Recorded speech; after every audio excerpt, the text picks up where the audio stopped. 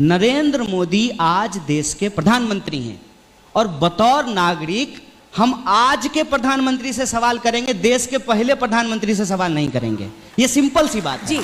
और रही बात मेरी वफादारी पे, यदि आपको शक है, सिंपल समझ लीजिए कि मैं एक पार्टी के खिलाफ हूं और दूसरी पार्टी का। हे गाइस, अस्सलाम वालेकुम, welcome back to my channel. आज का रिएक्शन बड़ा ही इंटरेस्टिंग होने वाला है। उस वीडियो का टाइटल है अंधभक्त लड़की बिलबिला उठी, कन्हैया कुमार ने धज्जी उड़ा दिया। कन्हैया कुमार जी के रिप्लाई से गोदी भक्त लड़की तिलमिला उठी। इस रिएक्शन के आंकड़े से लग रहा है कि देश अब सही दिशा में चल रहा है। बदलाव बहुत ही जरूरी है, नहीं तो इंसान अपने आप को भगवान मानने लगता है। जो चाहे वो कर सकता है, उसके सिवा और कोई नहीं कर सकता है। जो अंधे मुरीद थे, अब उन्हें भी समझ में आ गया है कि झूठ से कितनी बार आप बहला फुसला कर वोट लोगे। तो चलिए आगे बढ़ते हैं और इस वीडियो में देखते हैं कि और क्या क्या इस वीडियो के अंदर है। या जितने लोग अच्छे हैं उससे ज्यादा लोग भ्रष्ट हैं। आपने स्पीच बहुत अच्छा दिया और बहुत अच्छा हम लोग को भी लगा, बट आपने जितना स्पीच दिया उसमें कंटिन्यूअसली नरेंद्र मोदी का बुराई किया गया है। आखिर रीजन क्या है? आप 2014 से पहले का मेरा कोई स्पीच सुने हैं? ना नरेंद्र मोदी के फेवर में हूँ ना आपके फेवर में हूँ, बट दोनों में आखिर क्या रीजन है कि आपने नरेंद्र मोदी का बुराई किया? पहले सुनिए, कोई तो रीजन होगा जो आपको खर रहा होगा। 2014 के पहले का मेरा कोई स्पीच आपने सुना है? नहीं, मैं अभी आपको सुनी हूँ और अभी का मैं आपको तो अभी आप क्यों सुन रहे हैं? क्योंकि अभी आपको मीडिया कह रहा है कि सुनिए, इसलिए आप सुन रहे हैं। इतने अच्छा बोला, इतने अच्छा आपने विचार प्रकट किया, बट आखिर कोई तो रीजन होगा जिसके कारण आपको नरेंद्र मोदी का कुछ बुरा लग रहा होगा कि नहीं, नरेंद्र मोदी इस चीज में बुरे हैं। इस सवाल का जवाब आपने दिया हुआ है। सिंपल इसका जवाब मैं बार बार देता हूं। नरेंद्र मोदी आज देश के प्रधानमंत्री हैं और बतौर नागरिक हम आज के प्रधानमंत्री से सवाल करेंगे, देश के पहले प्रधानमंत्री से सवाल नहीं करेंगे। ये सिंपल सी बात है।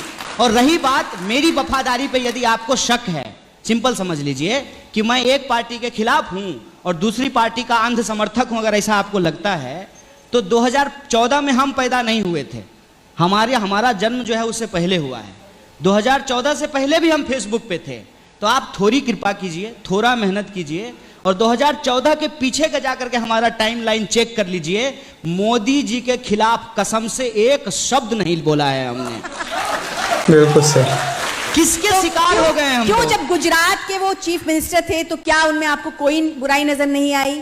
अरे गुजरात के जो सीएम हैं उनका तो भाषण सुन लीजिएगा, माने मोदी जी जब सीएम थे, और आज के पीएम का भाषण सुन लीजिएगा तो हमको तो कुछ करना ही नहीं पड़ता है। Gujarat CM, when Narendra Modi was the CM of Gujarat, is completely adverse with current PM. In what sense? जैसे गुजरात के सीएम का भाषण सुनिएगा, जब वो नरेंद्र मोदी जी थे वहां के, तो वो आधार के खिलाफ थे। आज क्या है? समर्थक। जब वो सीएम थे तब कहते थे कि मनमोहन सिंह प्रधानमंत्री हैं और सीमा पे इतना बड़ा हमला हो गया है, सीमा आपके नियंत्रण में है, आप जो है कुछ क्यों नहीं कर रहे हैं? नहीं, आज बात सीधे पलट दी है। तीसरा सवाल, जीएसटी का विरोध करते थे मोदी जी, वो अपनी विपक्ष आज समर्थन कर नहीं कर रहे हैं। नरेंद्र मोदी की पेट्रोल का जब दाम बढ़ता था, तो वो प्रधानमंत्री से इस्तीफा मांगते थे और स्मृति जी अपना चूड़ी भेजते थे प्रधानमंत्री को। आज क्या कर रहे हैं? ठीक है, पर कन्हैया देश 2014 में नहीं बना है। देश का इतिहास हजारों साल पुराना है। ये इनकी बेईमानी है कि ये इतिहास को 2014 से देखना चाहते हैं। नहीं, पर 2014 से पहले भी 2014 से पहले भी इस देश का प्रधानमंत्री का विरोध हुआ है। क्या इस देश में इंदिरा गांधी जी का विरोध नहीं हुआ? पीवी नरसिम्हा राव का विरोध नहीं हुआ? मनमोहन सिंह जी का विरोध नहीं हुआ? तो मोदी जी का विरोध कर रहे हैं तो कौन सा अपराध कर दिए हैं ये तो बताइए। मोदी जी देश है क्या?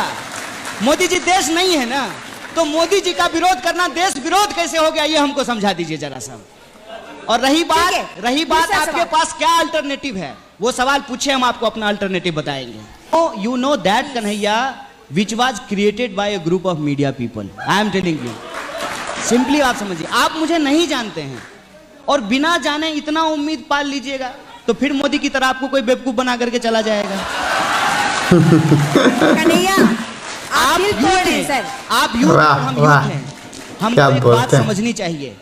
ये जो हमारा परसेप्शन है ना कि कोई रहनुमा आएगा और हमारी किस्मत बदल देगा, ये खतरनाक है। ये करिश्मेटिक पॉलिटिक्स जो है ये खतरनाक है। ये करिश्मा वरिश्मा कुछ नहीं होता है। जब तक हम डेमोक्रेसी को पार्टिसिपेटरी नहीं बनाएंगे, जब तक हम अपने नेताओं से सवाल नहीं करेंगे, जब तक उसके ऊपर हम शक नहीं करेंगे, जब तक हम उसको इतना टफ सिचुएशन में नहीं डालेंगे कि उसकी सारी सच्चाई सामने फ्लोर पे आ जाए, तब तक लोकतंत्र मजबूत नहीं हो पाएगा। जी, तो आप बेगूसराय छोड़ के कहीं और से लड़ेंगे? वो पूछ रहे हैं, उनका एक बहुत उनकी दिली तमन्ना है और उम्मीद रखते हैं आपसे कि आप बेगूसराय से न लड़े, आप वहां से लड़े जहां मोदी जी खड़े होंगे। तो आप उस मतलब क्या आप बता दीजिए, कुछ करेंगे कि नहीं करेंगे? मैंने हम कहां से लड़ेंगे? आपने उठता ही हम लोग सबको उठाए, मेरा रूपा झा है तो कई जगह पे हमको पता है कि मेरे उस झा से हमको फायदा उठा होगा। नुकसान? हाँ, महिला होने का नुकसान? महिला होने का नुकसान भी। आप 10 बजे रात को जब आप दिल्ली में निकलेंगे तो जो मनचले होते हैं आपका नाम सुन करके रूपा झा है आपको छोड़ देंगे? नहीं, बात वो नहीं है, बात वो नहीं है मनचले होने की, लेकिन रूपा झा नाम सुन करके और बहुत सारे अपने जिससे आप कास्ट आइडेंटिफाइड होते हैं उससे फायदा होता है, इससे आप इसको आप नकार क्यों? उसका नुकसान नहीं होता है? तो वो आप कह रहे हैं कि आपकी जाति का आपको नुकसान हुआ है? होता है कि नहीं होता है? नहीं, आप हमसे हम आपका इंटरव्यू ले रहे हैं, या आप थोड़ी इंटरव्यू ले रहे हैं? ऐसा थोड़ी है। नहीं, ऐसा थोड़ी है। आप सवाल नहीं, आप सवाल का जवाब दीजिए। हम आपसे सवाल नहीं करेंगे क्योंकि आपने मुझे कह दिया कि मैं एक यूथ लीडर हूँ। आपने कहा है कि नहीं कहा? हम यूथ लीडर नहीं ना है। हम एक तरफा सवाल नहीं सुनेंगे। पत्रकार का काम है सवाल पूछना और आप हम और सारी जिम्मेदारियों से भाग जाना। कौन सी जिम्मेदारी? आपको यहाँ बुला के बैठा के आपसे बात कर रहे हैं तो अपनी पूरी जिम्मेदारी निभा रहे हैं। आप दिल पे मत लीजिए, हम आपको पर्सनली नहीं बोल रहे हैं। नहीं, हम नहीं ले। जो देश में सिचुएशन है हम उस पर बात कर रहे हैं। ये नैरेटिव जो ये लड़का सामने से आज बोल रहा है, ये नैरेटिव कौन खड़ा किया है? तो ये है सच्चाई कि कास्ट का फायदा होता ये है नैरेटिव की हमारी खास जाति है, उसके चलते हमको पॉपुलैरिटी मिली है, ये मीडिया ने खड़ा किया है और उसी मीडिया ने हमको बदनाम किया है और उसी मीडिया का मैं क्रिएशन हूं। ये मानते हैं कि नहीं मानते? ठीक है, ओके। देखिए मैं आपको बता देता हूं भाई साहब, सिंपल एक बात याद रखिएगा, मेरा नाम कन्हैया कुमार है, मेरी जाति क्या है ये आपको पता है, लेकिन मेरा एक्चुअल हालत क्या है ये आपको नहीं पता है और मैं बताता भी नहीं हूं।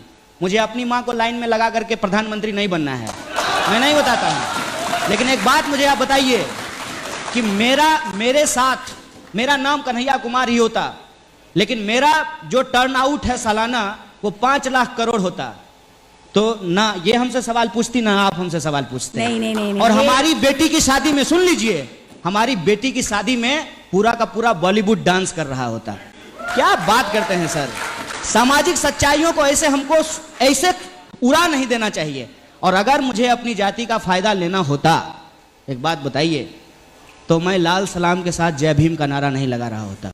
तो कन्हैया कुमार का जवाब हमेशा ही प्यारा और अनोखा होता है और बड़े ही प्यार से समझाते हैं, जोर का झटका बड़े प्यार से देते हैं। मीडिया ने सरकार की एक तरफा बड़ाई की है हमेशा ही, लेकिन अब वो भी समझ गई है कि बदलाव आने वाला है। Thanks for watching the video अच्छा लगा हो तो कमेंट, शेयर और इस चैनल को सब्सक्राइब जरूर करें। बेल आइकन को प्रेस कर दें ताकि आने वाले वीडियो का नोटिफिकेशन आपको मिलता रहे। दुआओं में याद रखें, अपना ख्याल रखें। अल्लाह हाफिज।